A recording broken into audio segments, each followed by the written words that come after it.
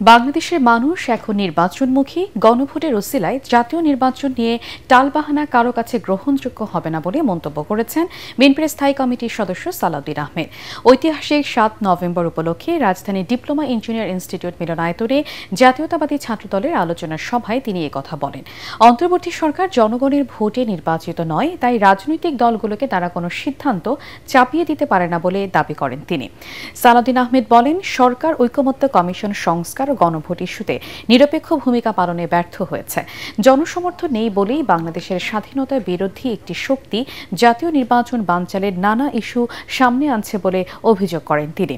সারা দেশের নেতাকর্মীদের ধানের শীষকে বিজয়ী করতে ঐক্যবদ্ধভাবে মাঠে নামার আহ্বানও জানান সালাউদ্দিন আহমেদ।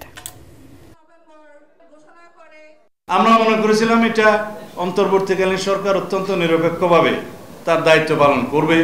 তত্ত্বাবধায়ক সরকার যে জন্য প্রতিষ্ঠিত হয় একটি নিরপেক্ষ, সুষ্ঠু এবং গ্রহণযোগ্য নির্বাচন অনুষ্ঠানের জন্য, সেই দায়িত্ব আপনারা পালন করবেন। অথচ এখন আপনারা রেফারি হয়ে হাত দিয়ে একটা গোল দিয়ে দিয়েছেন।